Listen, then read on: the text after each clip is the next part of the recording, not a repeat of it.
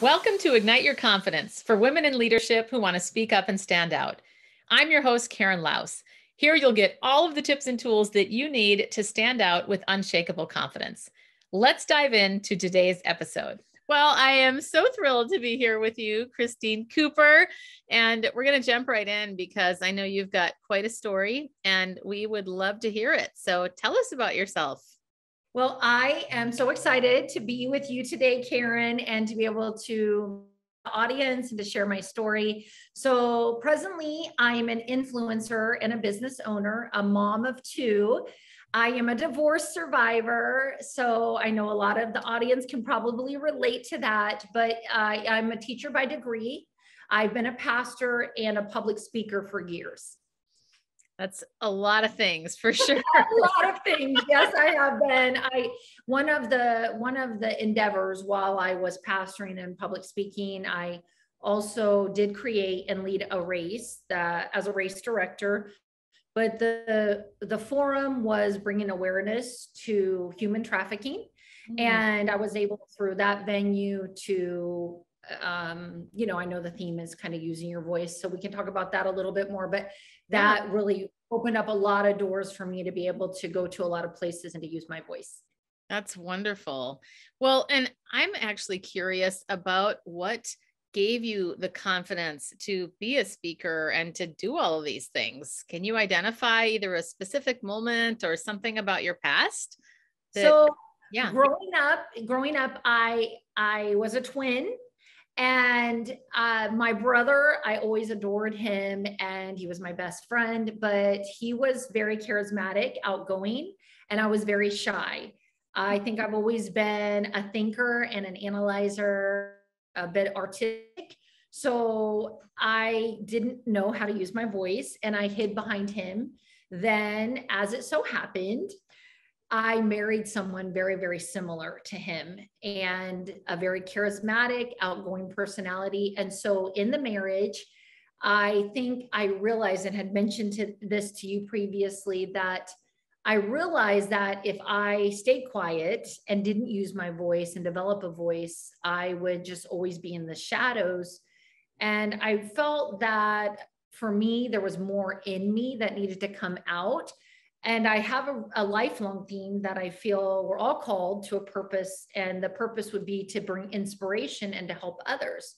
So I think one of the most powerful things and ways that we're able to inspire others is through our words, the power of our voice. So slowly, my ex-husband, he started pushing me to be in a public platform, to be in spaces where I could public speak. Of course, in college, I started speaking some, but my degree is in teaching. So I was very acclimated to speaking to children, but it's completely different when you get in front of a group of adults. So that transition happened slowly. And I can say that was one really great thing that probably did happen in the marriage, was just developing my voice and realizing that I had something in me that I could share, and it didn't have to be me just hiding behind somebody else. Ooh, that's a great realization right there. What would you say, and this, I know I'm putting you on the spot a little bit, but what would you say is your favorite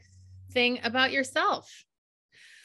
I think I am I really believe in kindness. And I believe that we can tackle many, many hard days, storms, difficult seasons, circumstances with love and with kindness. And so I would say at times that can be, when you're kind, sometimes people can have the idea that they can take advantage of you, but I really want to be able to use my kindness, my love, my inspiration to help others.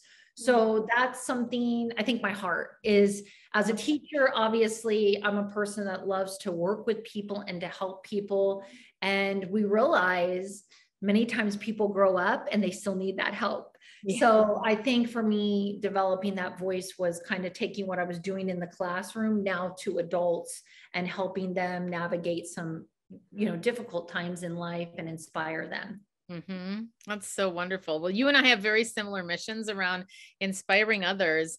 And what would you say? Can you think of an example of a time that you were really proud of where you inspired somebody and it gave them either an aha moment or that person said, "Oh my gosh, Christine, thank you so much. You really either changed my life," or something that was a pivotal moment? I think I mentioned previously that I went through divorce and my life drastically changed overnight. And through that, there was a friend that came into my life that really became one of my very, very best friends ever. But she is not in the spotlight kind of person. She is not an out in front of you kind of person. And I've constantly encouraged her and said, you know, you have a powerful voice and you have a lot of gifting that you can bring to people. And just, I think, encourage. So when we tackle something and we overcome it, now we have the strength to help somebody else overcome maybe an area where they're weak. I would also say, just as a mother, I think it's up to me to constantly feed those good words to my children and speak to their gift. What can we do to what's the best thing we can give to the world is speaking to the gift that we see inside of people. And that is through our words. So I would say really drawing that out of my children. And then of course, very good friends that have come into my life. And sometimes there will be random people, even through Instagram, right? Or Facebook that I don't know if you ever felt that. Just drop it out to them. And I know you're a huge encourager and you're just a master communicator. And you've inspired me so many times when I'll just come across your social media and I'll just hear you speaking. And so I think, you know, taking those little moments to inspire someone. It really does make a difference, doesn't it? And you never know when it's going to happen. That's the other fun thing. I mean, thank you, by the way. I'm glad that I can offer you some inspiration because you're so inspiring. I love your messages on social media too. And if we can, like, I feel like half the time somebody will say something and I think, oh wow, like, first of all, oh, you're actually looking at it. Yes, that's right. Sometimes I'm surprised at that, happily surprised. And I'm curious because you are so good at sewing into other people. You're such a good encourager to others. Is there someone in particular that has drawn you out that you want to either mention or you tell us about the experience of what that did for your confidence? I feel that growing up, the most inspirational people to me were women. I had several actually pastors' wives and even my grandmother, that they were inspirational people that I would hear them open their mouth and the words that came out of their mouth were so life-giving and so love-filled, so inspiring that I think it left such an indentation, maybe even several teachers. Of course, I became a teacher. So I profoundly remembered my 12th grade teacher. She was an English teacher, which I love English. And that they had that gift for drawing out the best in you and really speaking to who you were. Like I said, speaking to that gift.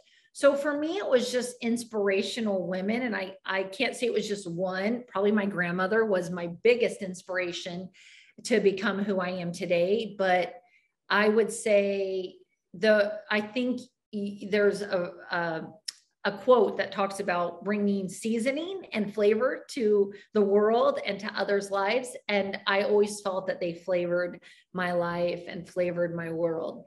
Oh, that's beautiful. That's so wonderful. That makes me think about the it takes a village kind of. You have various people speaking into your life. That's so great.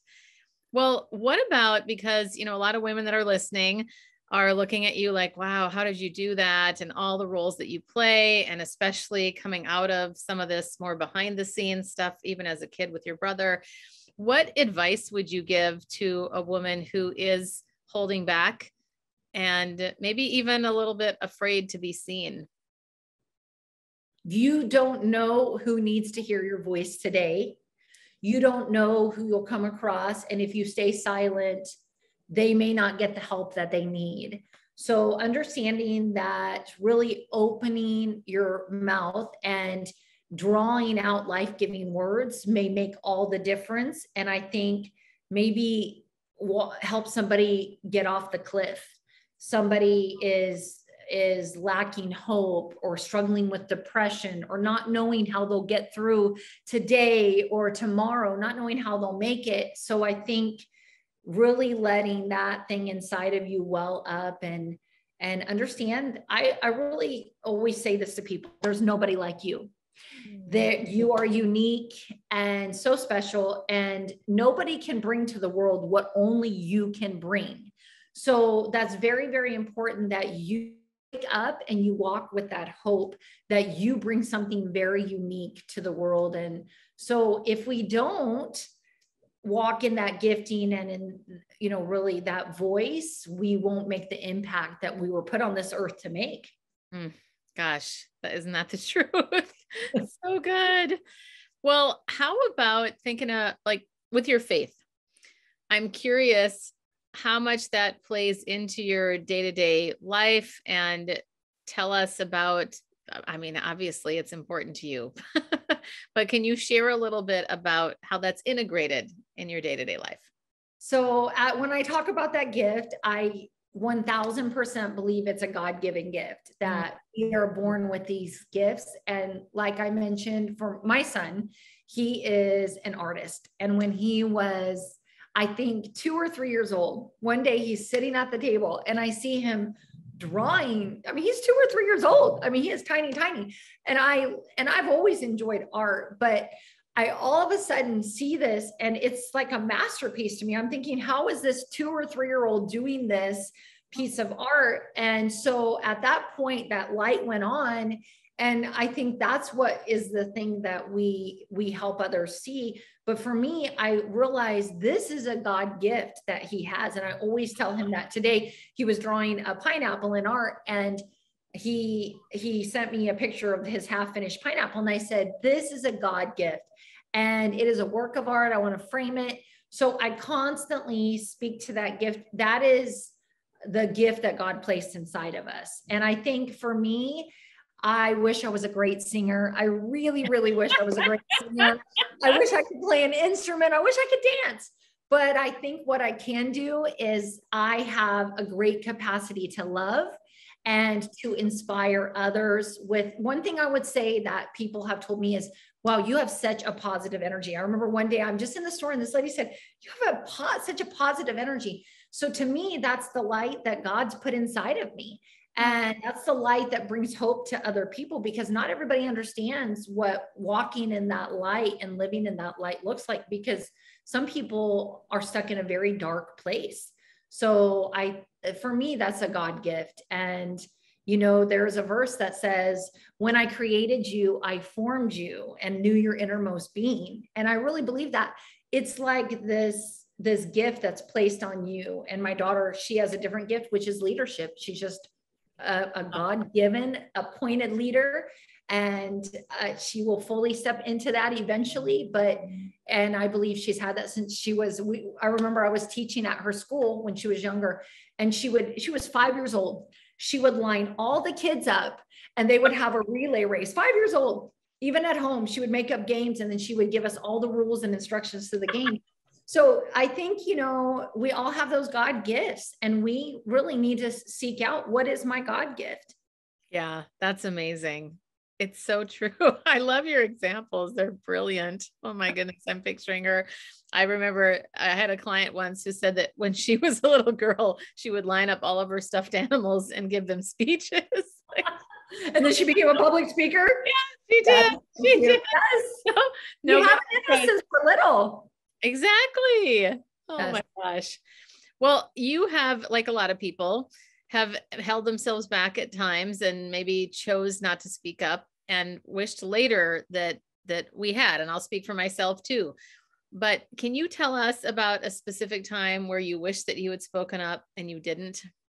Yes. So I was in my dream job and I loved what I did. And I loved the capacity that I had to help people. And I think sometimes we're so tied to the dream and what we're achieving that we maybe even get blinded to seeing clearly, and we tolerate things that we shouldn't tolerate. And I talk a lot about this because I like to speak to people about relationships and why we allow ourselves into relationships, because I think we do the same thing with relationships. Yeah. Often we're blinded by the dream of love, and we allow ourselves to be mistreated or neglected or harassed because we're blinded by the dream.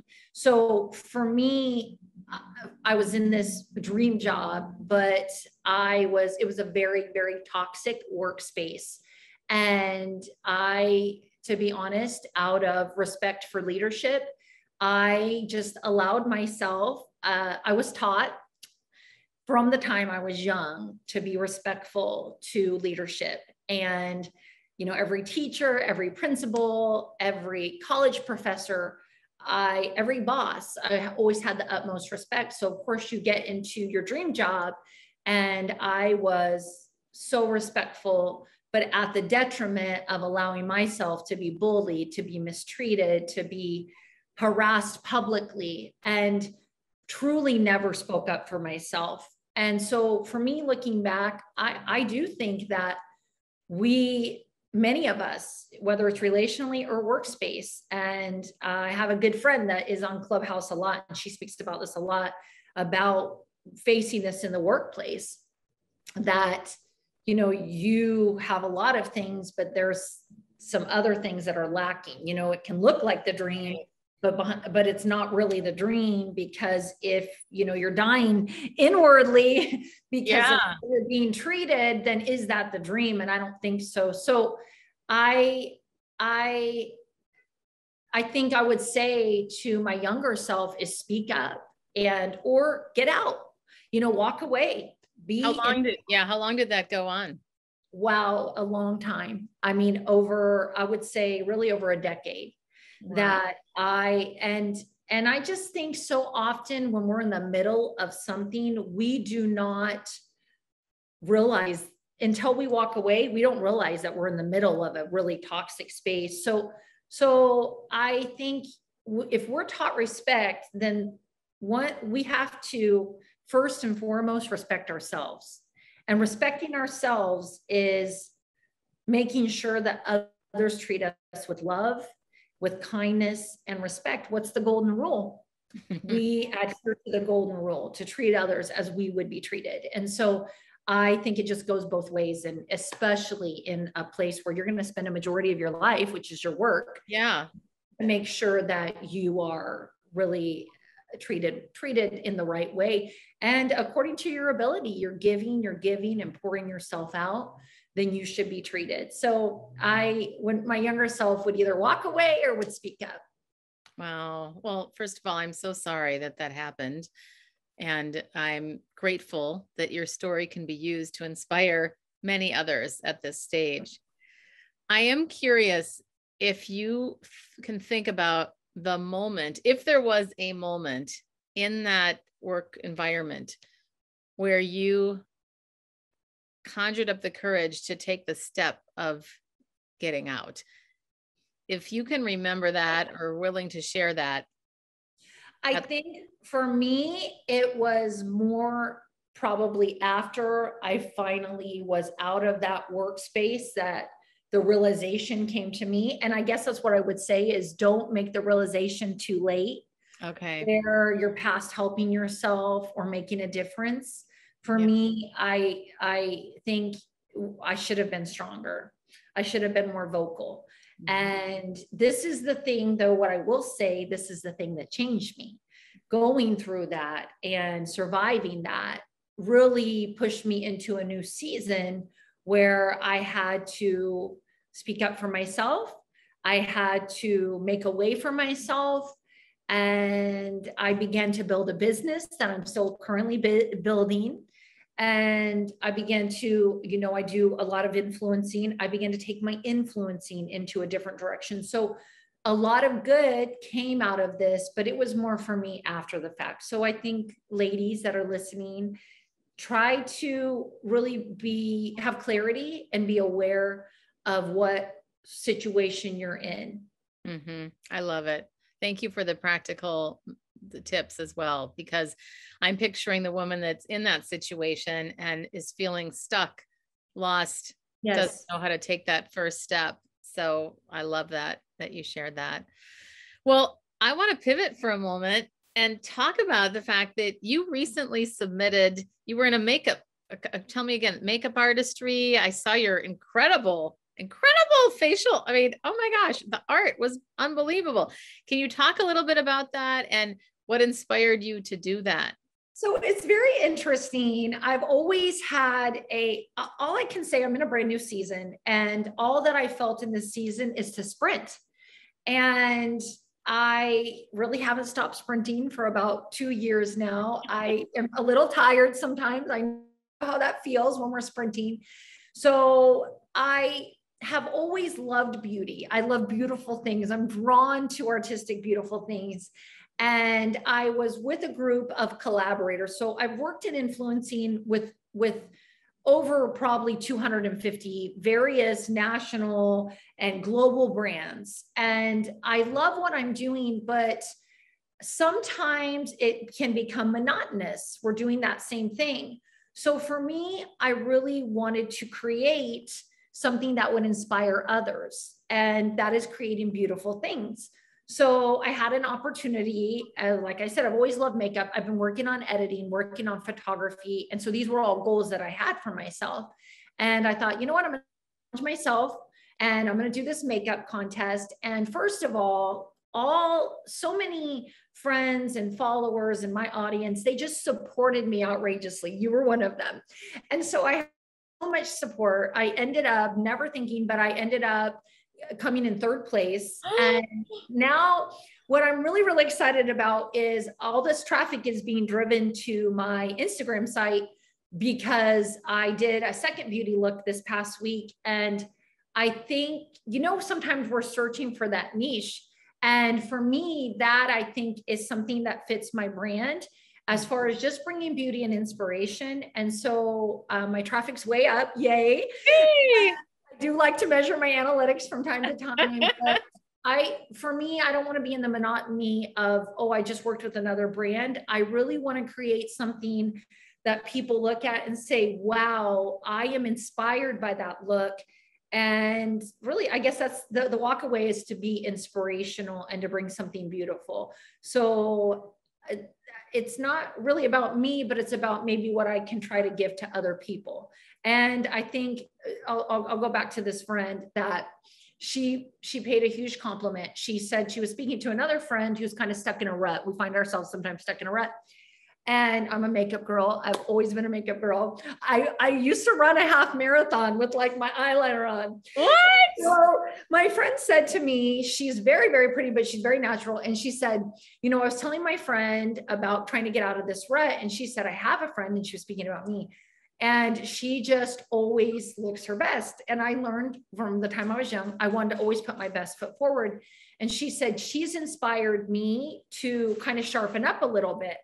And I know everybody has their thing that drives them, but I think whatever it is, that for me, beauty and makeup make me feel good.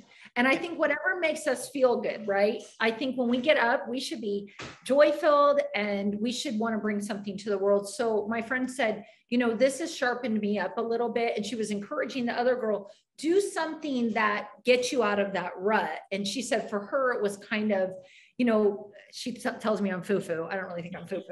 But my point is, I want to bring beautiful things to the world. So if we can do it through makeup contests and makeup looks, yes. But thank you for letting me share.